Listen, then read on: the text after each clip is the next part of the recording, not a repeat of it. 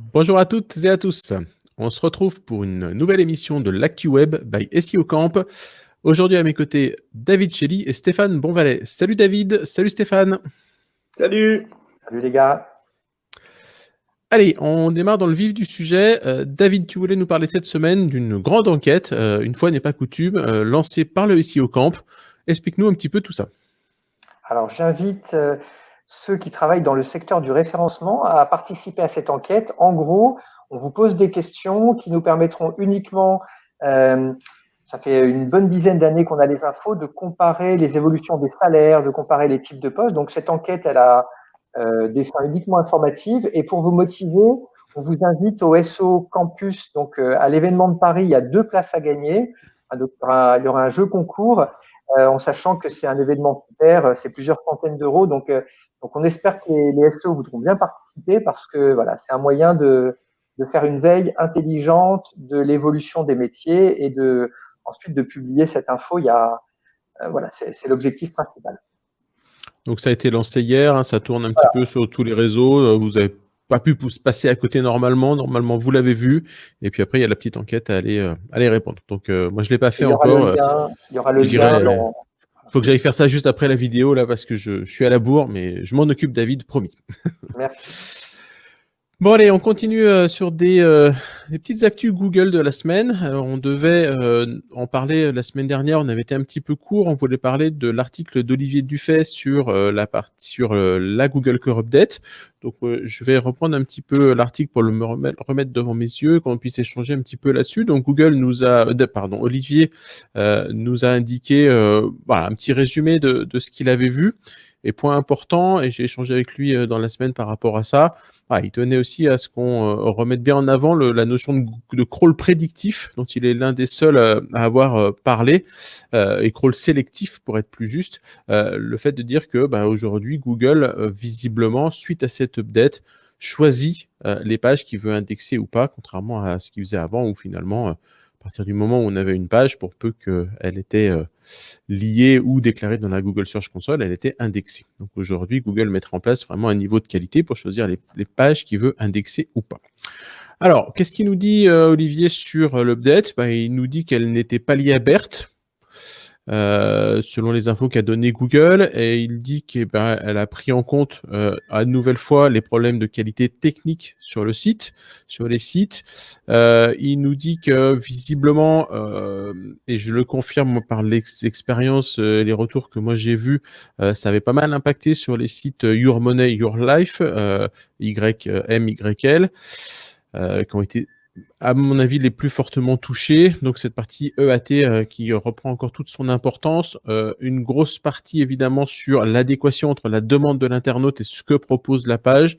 Là aussi, moi, je l'ai constaté sur des exemples avec des pages qui étaient positionnées alors qu'elles ne correspondaient pas tout à fait à l'intention et qui se sont fait dégager.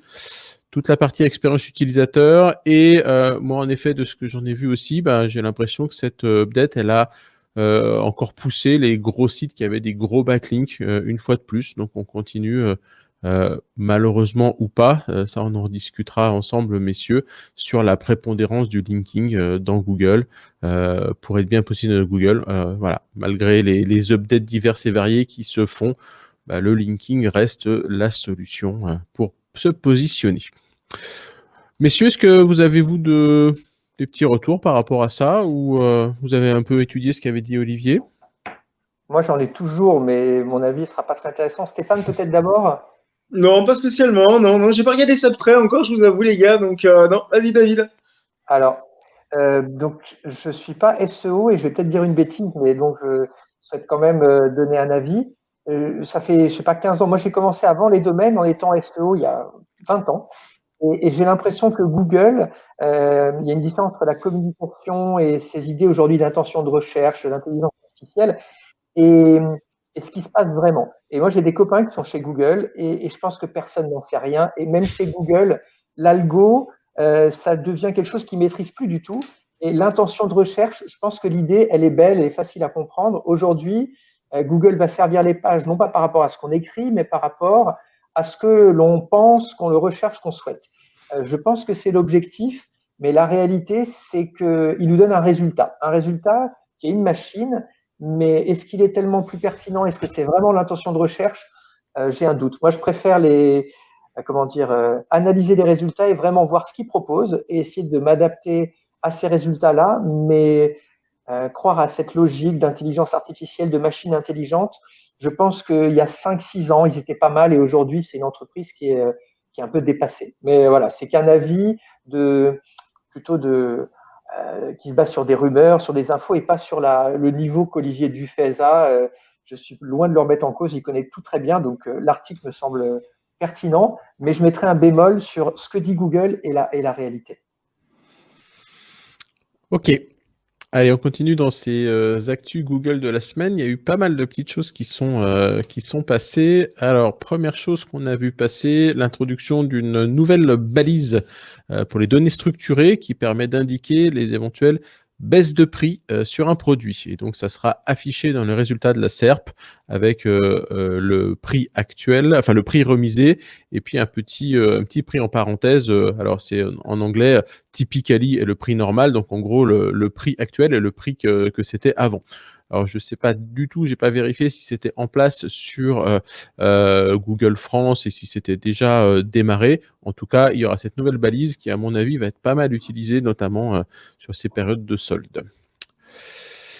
Ensuite, dans les choses rigolotes, et on va échanger un peu là-dessus, messieurs, on a vu que Google veut un monde sans cookies, de manière étonnante. Donc, ils veulent un Chrome dès cette année sans cookies. Donc, visiblement, à l'instar de ce que fait Firefox et Chrome, et Safari, ils voudraient donc dès la version qui sortira en avril, commencer à aller dans ce sens-là et donc ne plus utiliser ces fameux cookies pour nous traquer dans tous les sens. Alors, ça rejoint un petit peu aussi les nouveautés de la Google Analytics 4 qui nous dit pouvoir se passer de cookies grâce à l'intelligence artificielle, encore une fois ce grand mot.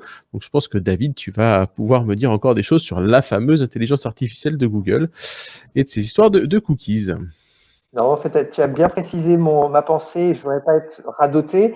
Voilà, je crois que derrière cette volonté de Google de protéger notre vie privée ou autre, il n'y a que des intérêts purement financiers ou du marketing. Donc, c'est bien, ça va dans le bon sens. Hein, si on se passe des cookies et si l'intelligence artificielle fait le job, mais je leur fais pas confiance. Alors, pas une demi-seconde, et je pense que ni toi ni Stéphane, si on est honnête, Google, on sait que c'est de la com. Voilà, on sait. Bien sûr. On connaît leurs intérêts. Les actionnaires, ils sont pas là pour faire plaisir à qui que ce soit. Hein, donc, voilà. Je pense que le navigateur Brave est en train en fait de prendre un petit peu la tangente là, est en train de, je le vois un peu partout, est téléchargé en masse et Brave est connu pour cet impact de sécurité sans les cookies et mettre ce marketing là en place de la sécurité. Maintenant, Google essaye de suivre la mise. Voilà, hein, c'est une petite partie de poker, tout ça, chacun avance un petit peu ses jetons et puis on voit ce qui se passe. Mais ouais, effectivement, je partage ton avis, David. Je pense qu'effectivement, c'est un joli coup marketing, mais il faut pas prendre non plus Google pour des abrutis, quoi. Ouais, voilà, ils savent bien ce qu'ils font. Ouais, de toute façon, ils vont d'une manière ou d'une autre nous traquer ouais. Ok, allez, dernière petite actu Google, 2 actus en une. On a reçu un peu tous cette semaine des mails incompréhensibles de la Google Search Console avec des hiéroglyphes dedans. Donc c'était un peu rigolo de voir le stagiaire qui avait dû passer par là. Et malgré tout, au milieu de ces emails qui voulaient rien dire, on a reçu une incitation de Google à nous, qui voudrait nous inciter à utiliser dans Google Search Console plutôt des propriétés de type domaine que des propriétés de type URL.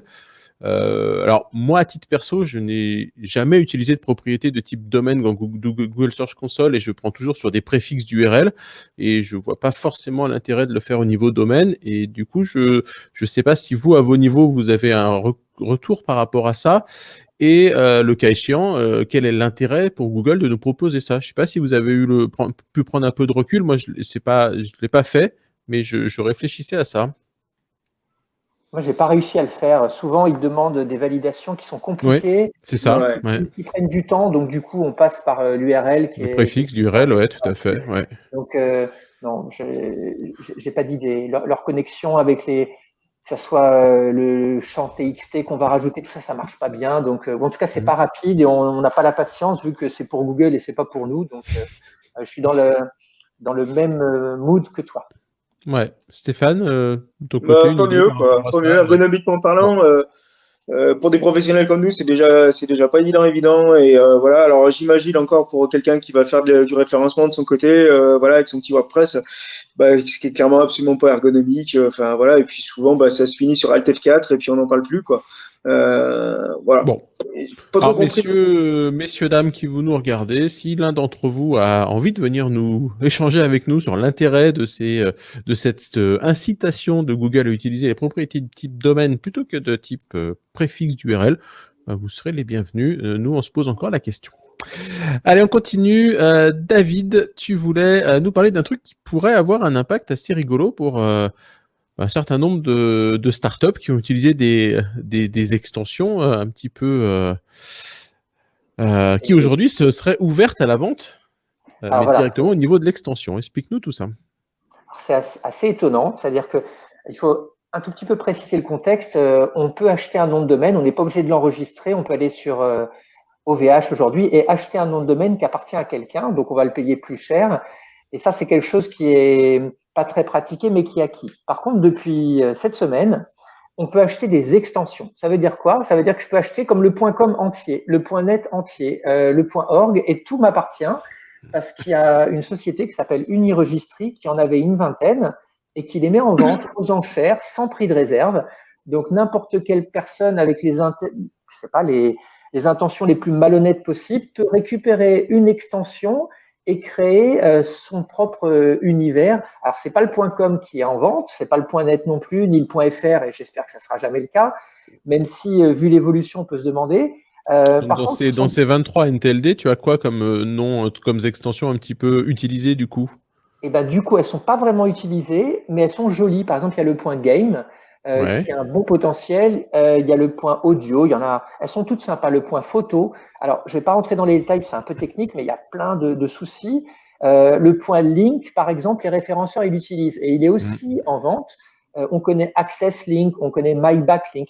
Donc ces gens-là risquent, enfin sans doute dans quelques mois, vont avoir des conditions qui seront différentes, peut-être les taux de renouvellement, pardon, les frais de renouvellement, et on peut imaginer plein de choses. Donc c'est assez étonnant que dans le secteur des noms de domaine, ça devienne vraiment la foire maintenant et tout est acheté, tout est à vendre et n'importe quel investisseur peut arriver comment dire, à modifier les règles du jeu. Donc c'était une Là, info étonnante. l'investisseur qui détenait ces 23 noms de domaine jusqu'à maintenant, il les met en vente parce que enfin, qu'est-ce qu'il y a derrière cette mise en vente en fait?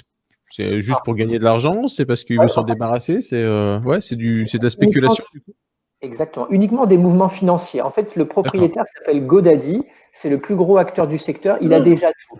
Il est registrar, qui est le numéro un au monde. GoDaddy, ça vaut plus que Vivendi, ça vaut plus que Michelin, ou pratiquement ces montants-là. C'est-à-dire qu'une entreprise qui produit vraiment rien de spécial, juste écrire une ligne sur un registre, a réussi à devenir un empire, mais par acquisition, etc. Et là, ils ont ces extensions-là qui leur servent à rien, donc ils les revendent. Mais c'est vraiment un empire GoDaddy de société comme ça du secteur. Et là, donc, ils ont acquis une entreprise qui avait ces 20 nouvelles extensions. Ils se disent on n'en a pas besoin et on les met en vente. Qui va les acheter? Moi, j'ai ma petite idée, mais on en parlera la prochaine fois. Et L'avenir nous le dira. on peut les acheter, nous, vous et moi. Hein, Allez, donc, on va se cotiser, on va faire Allez, c'est une petite parti. cagnotte entre nous et on va aller acheter Un petit le litchi. point game, le point audio. Allez. Bon, alors on enchaîne, messieurs, un petit peu dans ces infos un peu faux folles, quoi. Du coup, c'est des choses un petit peu bizarres et qu'on comprend pas forcément à notre niveau. Vous avez, vous, repéré pas mal de levées de fonds cette semaine et des choses un peu folles. Stéphane, David, je vous laisse démarrer, allez. Ça, c'est votre domaine à vous. Pour moi, clairement la plus, la plus dingue de cette semaine, je me l'explique toujours pas, enfin, je comprends pas ce qui s'est passé dans la tête de centaines de milliers de personnes. C'est le bottage de derrière de Melvin Capital, la holding qui gère la mise sur le marché en bourse de GameStop. GameStop, vous le savez, c'est une société américaine qui distribue du jeu vidéo avec des des boutiques physiques et entre autres Micromania en France. Alors on sait tous malheureusement que Micromania ces dernières années, comment dire, c'est un peu compliqué. Voilà, 2019, c'est 200 magasins fermés. Et là, je ne sais pas ce qui s'est passé dans le monde du web après un appel général sur un fil Reddit. Eh bien, des milliers et des milliers et des milliers de gamers, de streamers, de petites entreprises et de petits boursicoteurs se sont mis dans l'optique de botter le derrière du principal capital investisseur en bourse. Ça a fait passer le prix de l'action en bourse de 11 dollars à pratiquement 900 dollars en l'espace de 6 jours. Et là, c'est une décote monumentale à l'inverse depuis 2 jours. Moins 89% hier. Je regardais là il y a 10 minutes, on est à moins 41%. Pourquoi avoir fait monter en bourse une société qui, semble-t-il, n'est pas au mieux de sa forme, à part botter le derrière d'un hedge fund, je ne comprends pas. Au niveau financier, ça va être tout simplement une énorme catastrophe pour des milliers et des milliers de petits boursicoteurs. Ils l'ont cherché, enfin je dirais même qu'ils se sont tirés une balle dans le pied. Donc voilà, c'est un peu bizarre. Tout ça est parti d'un fil Reddit. Tout bonnement, on va botter le derrière d'une des hedge funds. Voilà. Faut pas oublier non plus que derrière, il y avait notre ami Elon Musk qui s'en est mêlé, qui expliquait qu'il fallait y aller, il fallait racheter, c'était le moment, il fallait y aller. J'ai pas trop compris non plus là-dessus. Enfin, je pense que David va être d'accord, mais en règle générale, quand on appelle à changer un cours boursier, il y a le gendarme de la bourse qui arrive derrière, qui s'appelle la SEC, et qui siffle la fin de partie, et qui appelle ça du conflit d'intérêts. Donc, voilà, très bizarre, c'est incompréhensible, et on s'attend à ce que ça donne encore des choses très bizarres dans les jours à venir. Étonnant, en effet. Alors, on voit encore une fois l'impact de tous ces réseaux. On parlait les semaines précédentes des impacts de Twitter, Facebook aux États-Unis, par exemple. Et là, on voit encore l'impact d'un Reddit sur la partie économique et qui nous permet de lancer des choses très étonnantes. David, de ton côté, tu as vu passer ça et tu as vu passer aussi d'autres choses étonnantes cette semaine? Alors, c'est vraiment un sujet incroyable. Je pense que c'est pas parce qu'on est professionnel de l'Internet qu'on doit s'intéresser uniquement aux aspects techniques, et on peut regarder le monde, la finance, le capitalisme. Donc, je ne voudrais pas vous lancer sur des sujets. Bien sûr, c'est aussi l'objectif de cette chaîne, on l'a dit depuis le début. On est là pour parler de SEO, parler de web, mais aussi élargir les sujets pour qu'on puisse tous monter en compétences et élargir notre champ de vision. C'est ça. Donc, je pense, moi j'étais prof d'éco plus jeune, donc c'est quelque chose qui m'intéresse. De mon point de vue, les marchés financiers. Plus jeune, c'était hier, quoi. Plus jeune, voilà, il y a quelques jours. Je suis encore très jeune, c'est vrai. Exactement. Et comment dire, les marchés financiers, on sait tous que, en tout cas pour les startups, pour les sites internet, la valeur est complètement décorrélée. En tout cas, la valeur en bourse décorrélée de la valeur de leurs actifs, de leur rentabilité. C'est le marché qui décide, et on peut voir que ça fait, comme Stéphane l'a très bien montré, des variations qui n'ont rien à voir avec ce qui se passe concrètement dans ces entreprises-là. Donc la décorrélation, elle est vraiment embêtante. Par contre, je vais essayer de voir un côté positif parce que j'arrête pas de râler. Et j'ai vu que cette semaine, il y a eu des sociétés françaises qui ont reçu des levées de fonds importantes. Et souvent, c'est des startups bidons, mais vraiment bidons. Moi, j'ai un copain qui a vendu son entreprise, là, qui est une entreprise magnifique dans les noms de domaine, 3 millions d'euros, mais c'est avec de la compétence, de l'expertise, etc. Et n'importe quelle startup bidon, quand on a juste un projet écrit, un business plan, on valorise, quand on ne sait pas combien ça vaut, c'est 2 millions. 2 millions, c'est la base lorsqu'on ne sait pas vraiment comment on va évoluer. Donc aujourd'hui, on a des montants qui sont ridicules. Ce que j'aime bien, c'est que les Français aussi commencent à en profiter. Parce que j'ai vu qu'il y a des 145 millions d'euros qui ont été levés par nos startups françaises. En fait, ces startups-là, elles valent rien pour moi, en caricaturant évidemment, mais elles valent certainement pas ces montants-là. Mais cet argent-là, il est physiquement dans ces entreprises, et avec cet argent, elles peuvent racheter elles-mêmes d'autres entreprises, et elles peuvent participer à ce mouvement qui ne me plaît pas du tout, mais au moins, il ne faudrait pas qu'on en soit complètement détaché. Parce qu'aujourd'hui, un Zoom, qui est une entreprise, moi, j'arrive même plus à me connecter à Zoom, qui vaut des dizaines de milliards de dollars, ça n'a aucun sens. Mais surtout, le plus gênant, c'est qu'ils les ont, ces dizaines de milliards de dollars. Quand moi, j'achète une action, eux, ils l'ont en trésorerie et ils sont capables de racheter n'importe quelle entreprise française.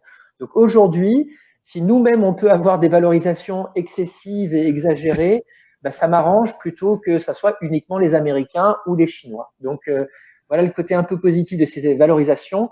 Mais il faut vraiment être sensible au storytelling parce que je ne veux pas te donner le nom des entreprises qui ont levé, mais c'est quand même très léger. Nos startups, voilà, elles ont des progrès à faire. Peut-être que Stéphane, il est plus fan. Je sais qu'il y a 2 belles startups du secteur de l'accessibilité, etc., qui vont lever des fonds, mais globalement, voilà, je pense que c'est des montants qui sont bizarres. Malheureusement, je partage un peu ton point de vue en tant que business angel, d'autant plus, où effectivement, c'est assez déraisonnable ce qui se passe dans le monde de l'accompagnement des startups. Enfin, ça rejoint un petit peu d'ailleurs ce Family qu'on a évoqué lors de notre précédente émission, mais voilà. Après, je suis d'accord, il se passe un peu n'importe quoi. Je le vois, 9 startups sur 10 que je peux voir et accompagner, c'est n'importe quoi, c'est pas réfléchi.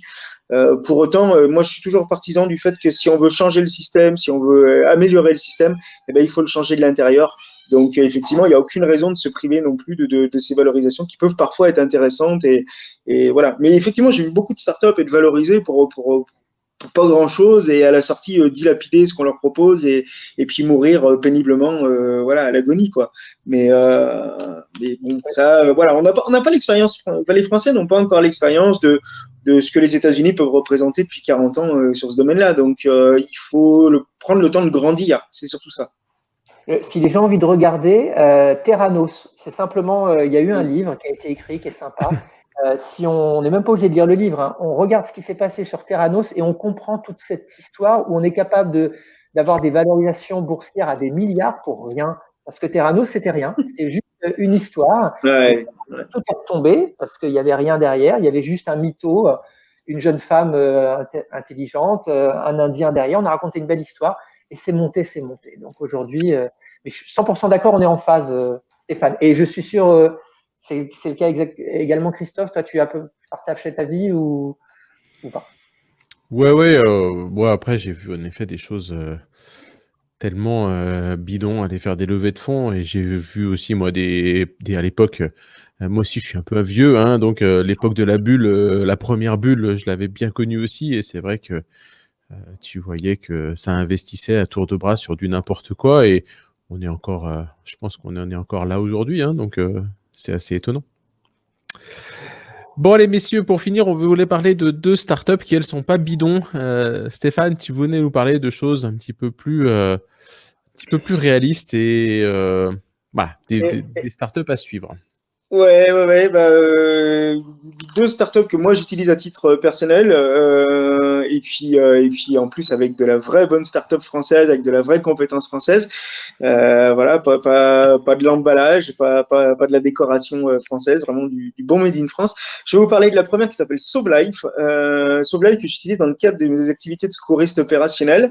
SauveLife, c'est une application qui a été créée par des Français, qui permet de s'inscrire et en cas d'arrêt cardiaque, d'être déclenché par le SAMU pour aller se rendre directement sur le lieu de l'arrêt cardiaque et prodiguer les gestes qui sauvent, entre autres un massage cardiaque.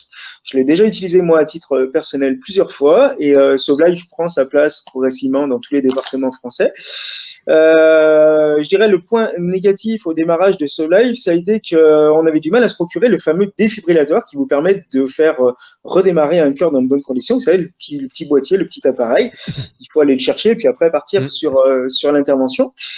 Et là, j'ai trouvé une petite start-up que j'aime beaucoup, que j'ai rencontrée, qui s'appelle LifeEase. LifeEase, voilà, est une start-up qui fabrique des défibrillateurs français, donc de la vraie chaîne d'assemblage française, du vrai Made in France. Donc ça, c'est plutôt cool. Et la particularité de cette start-up, c'est que ils le louent à des particuliers ou ils le vendent à des particuliers pour un prix qui est très très raisonnable. Et il le géolocalise aussi. Donc, c'est-à-dire que, bien maintenant, si on synchronise SauveLife et LifeEase, on a le schéma parfait pour pouvoir intervenir dans de bonnes conditions et sauver des vies beaucoup plus rapidement qu'avant. Voilà, tout simplement. Moi, Stéphane, j'avais aussi, je viens de vérifier à l'instant, tu vois, sur mon téléphone. Moi, j'avais installé Permis de sauver sur mon téléphone. Ouais. C'est un petit peu les mêmes choses ou Alors, Permis de sauver est un des concurrents de SauveLife. D'accord. C'est bien, il faut parler de tout le monde. Hein. Exactement, non, mais il y en a d'autres. Après, chaque application intervient dans des départements différents. parce qu'il y a des D'accord. conventions qui sont signées pour être sûr que tout soit vérifié, etc. Il faut savoir qu'aussi ces applications sont tenues de vérifier pour nous, les scoristes opérationnels, qu'on a bien les diplômes et j'en passe. Ouais, Donc, ça passe par des vérifications préfectoriales. ouais, Donc, c'est voilà, ça. il Ouais. faut qu'on soit sûr. Alors, sachant que ce sont Ouais, des moi, je applications sais qui que sont. sur permis de sauver, ouais, il a fallu que je donne mon attestation, là, le PSC1, c'est ça? C'est comme ça que ça Ouais, s'appelle? ouais. Ouais, premier Bah, secours, là. Ouais.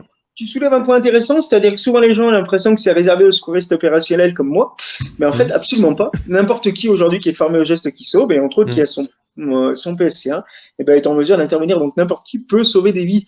Et ça, c'est vraiment pour moi l'impact de la santé de demain, en fait. Hein. Le côté communautaire, avec une application, un référencement qui tient la route. Enfin, voilà. Et Cocorico, c'est français.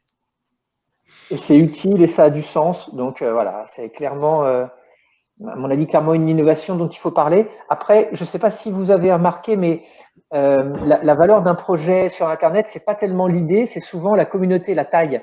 Parce que si on a une très bonne idée, mais qu'elle n'est pas assez diffusée, Ouais. finalement, l'offre et la demande ne vont pas se rencontrer. Donc, j'espère qu'il n'y aura pas 2, 3, 4, 10 applications en concurrence, mais une qui fait le job, ou 2 ou 3, mais en tout cas, qu'elles aient une étendue suffisante pour que dans les 3 minutes qu'il m'arrive quelque chose, eh bien, je sais qu'il y ait un défibrillateur qui est pas loin parce que la personne qui le possède aura la bonne application. Donc, je crois qu'il C'est faudrait qu'on ça. ait une taille fixe.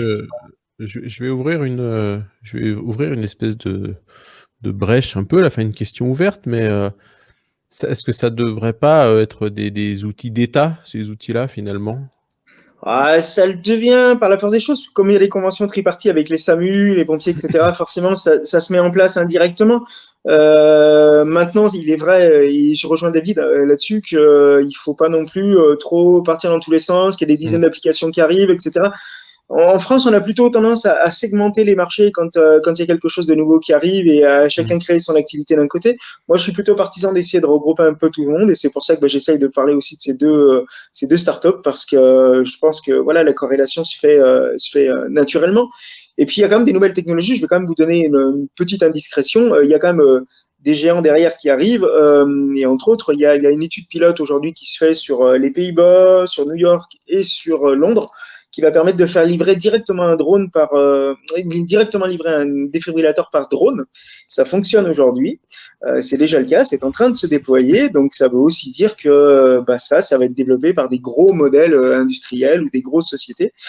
J'ai entendu dire sur la partie londonienne que c'était géré par un certain Amazon, mais voilà, on va voir ce qui C'était un va se bruit de passer. couloir. Ouais, c'est ça, petit bruit de couloir. Ok, messieurs, je crois qu'on a fait le tour de nos actus de la semaine. Merci encore à tous et à toutes de nous suivre. Vous le constatez, on ne se limite pas en effet à des sujets précis. On aime bien aller voir tout ce qui touche au web de près ou de loin. Cet exemple sur les applications qui sauvent des vies est un bon exemple de ce que nous, on garde dans notre radar. On a envie de vous informer sur ça aussi. Et donc, on va continuer dans ce sens-là. Si ça vous plaît, n'hésitez pas à nous commenter les vidéos, à nous remonter ce que vous en pensez, nous mettre des commentaires, nous dire ça c'est bien, ça c'est pas bien. Hein. On est juste là, nous, pour essayer de vous pousser de l'information la plus intéressante pour vous. Et donc, n'hésitez pas à nous remonter des feedbacks. Je sais que David suit tout ça de près.